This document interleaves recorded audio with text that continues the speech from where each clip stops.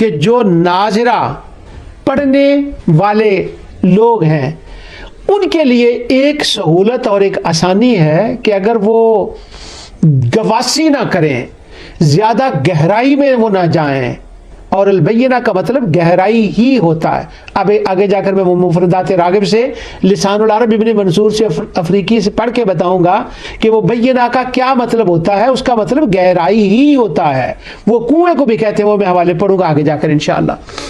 تو اگر ناظرہ پڑھنے والے یہ کام کریں کہ آیت کو، اس سے ماقبل آیت کو، اس بعد کی آیت کو، اور اس سے ملتی جلتی جو قرآن کی اس مضمون کی آیتیں ہیں، اگر ان کو اکٹھا کر کے پڑھ لیں تو ان کو حلاوت قرآن، لذت قرآن، قرآن کی مٹھاس اور مل جائے گا اور معطر ہو جائے گا، اور ذوق قرآن ان کو اس سے بھی حاصل ہوگا۔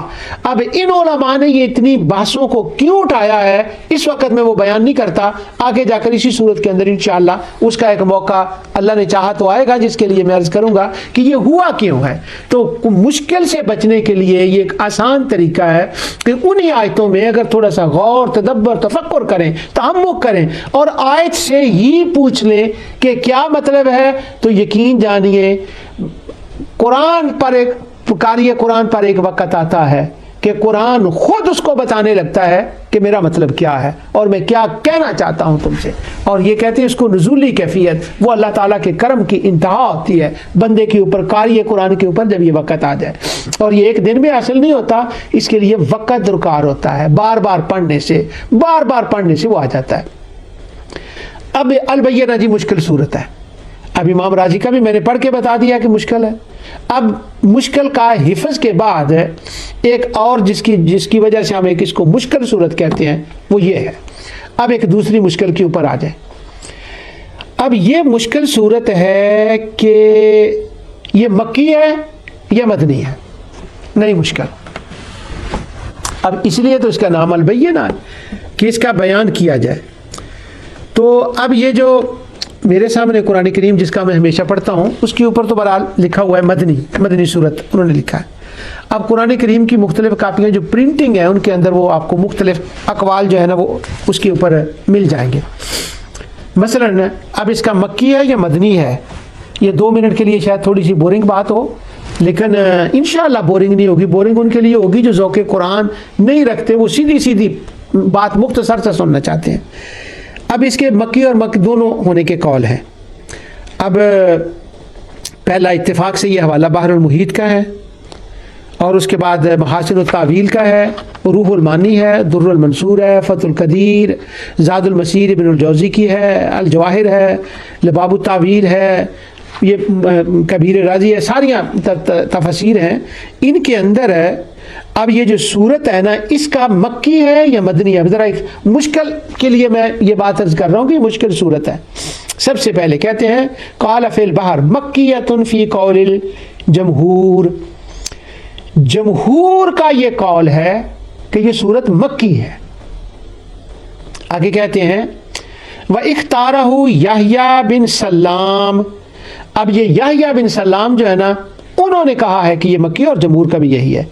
آگے کہتے ہیں کہ ان عائشہ، حضرت ام المؤمنین عائشہ رضی اللہ تعالیٰ فرماتی ہیں انہا مکیہ، یہ مکی ہے، نزلت سورہ لم یکن الذین بمکہ تھا وہی مکہ فی قول الجمہور المفسرین۔ اب جتنے نام میں نے پڑھ کے بتائے یہ ساری تفاسیر کے اندر اسی طرح لکھا ہے، یعنی مکی ہونا حضرت عائشہ کا، عن ابن عباس انہا مکیہ، ابن عباس فرماتے ہیں مکیہ ہے، یحییٰ بن سلام نے کہا مکیہ ہے، اور ابن الفرس نے کہا کہ یہ مکیہ، حضرت عائشہ نے کہا کہ یہ مکیہ ہے، اور پھر جمہور نے کہا کہ یہ مکیہ ہے۔ اب ذرا مدنی والوں کے قول دیکھ لیں۔ یہ دوسرا چارٹ ہے جو میں نے اس طرح سے بنایا، کاش میں کیمرے کے اوپر آپ کو جو ہے نا وہ یہ دکھا سکتا۔ وقال ابن زبیر وعطاء ابن یسار مدینہ، قال ابن عطیہ، ابن زبیر نے کہا، ابن یسار نے کہا مدینہ، اور ابن عطیہ نے بھی کہا، اور کتاب تحریر میں ہے مدنیہ وہو قول الجمہور، اور جمہور کہتے ہیں کہ یہ مدینے میں نازل ہوئی۔ آگے کہیں ان عائشہ وجزم ابن کثیر بانہا مدنیہ، ابن کثیر نے اس کے اوپر جزم کیا ہے کہ حضرت عائشہ فرماتی تھیں کہ یہ سورت مدینے میں نازل ہوئی ہے. اور یہ جو جزم ابن کثیر کا ہے، جو میرے پاس تفسیر ابن کثیر کا نسخہ ہے، اس کے اندر جو میں نے دیکھا وہاں پر وہ جزم کا لفظ نہیں، شاید دوسرے نسخے میں یہ جزم کا لفظ حضرت عائشہ صدیقہ رضی اللہ تعالیٰ کے لیے ہو.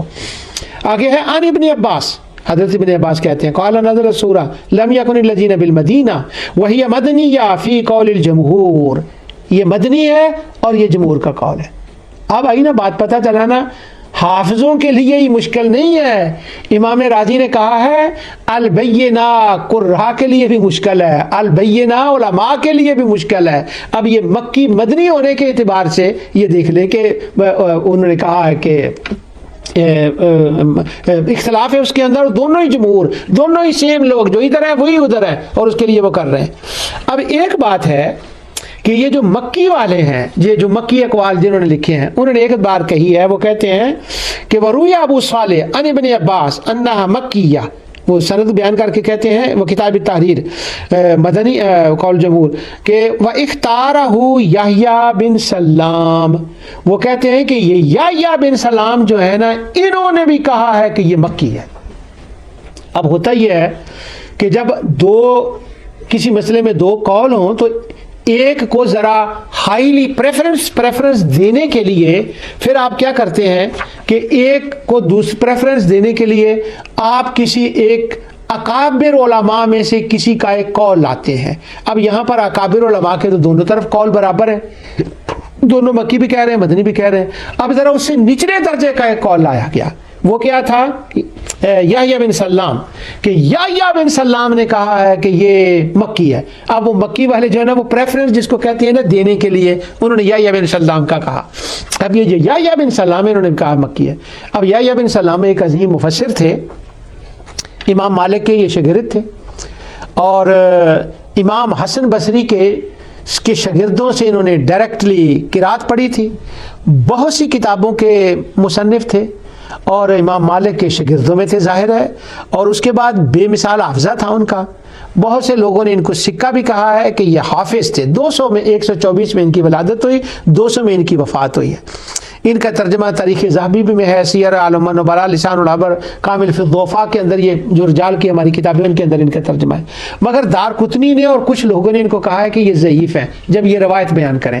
میرا ان کا ترجمہ بیان کرنے کا یہ مقصد تھا کہ جن کی طرف منسوب کر کے یہ کہا گیا نا کہ یحییٰ بن سلام نے کہا ہے مکی ہے، ان کے بارے میں محدثین نے ان کا ذکر ضعفاء میں کیا ہے. ان کے قول پر، ان کی روایت پر انہوں نے یہ کڑاکے دار بات نہیں کی کہ یہاں اگر یحییٰ بن سلام کہہ دے کہ یہ مکی ہے تو اب مکی ہو ہی گئی ہے. نہیں، وہ ان کا یہ میں نے صرف اس لیے ترجمہ پیش کیا ہے. تاریخ ذہبی ہے، سیر اعلام النبلاء ہے، لسان المیزان ہے، یا جتنی بھی رجال کی کتابیں ان کے اندر یحییٰ بن سلام کا. تو اس کا مطلب میں عرض یہ کرنا چاہتا ہوں کہ یحییٰ بن سلام کے کہنے سے یہ مکی نہیں بن جائے گی. اب اس کا کیا مطلب ہوگا؟ اب اس کا مطلب یہ ہوگا، اس پر انشاءاللہ اگلی اس کے اوپر جو ہے نا اس کے اوپر بات کریں گے. لیکن صرف ایک بات ہے کہ جنہوں نے کہا ہے نا مدینہ وہی مدینہ علی الاصحیٰ، اب جو مدینے کا قول ہے نا کہ یہ صورت مدنی ہے، یہ صحیح قول ہے. اب انشاءاللہ اب مکی مدنی یہ صورت ہے، اس کے اندر ایک مشکل ہے، لیکن ہے یہ مدنی. اور اس صورت کو جو ہم پڑھیں گے تو صورت بھی بول کے بتائے گی کہ میں مکی ہوں یا میں مدنی ہوں. تو انشاءاللہ اس پر ابھی مشکل ہے یہ صورت. اس پر انشاءاللہ کچھ باتیں رہ گئی ہیں جو میں ذوق قرآن کے ناظرین تک میں سمجھتا ہوں عرض کہ ان کے لیے یہ ہیلپ فل ہوگی قرآن پڑھنے کے لیے، کہ مشکلات سے بچنے سے ذرا سیدھا آسان پڑھ لیں تو عام لوگوں کے لیے وہ اللہ تعالیٰ آسان فرما دیتا ہے. جو کچھ میں نے کہا اللہ تعالیٰ اسے قبول فرمائے. وما علیہ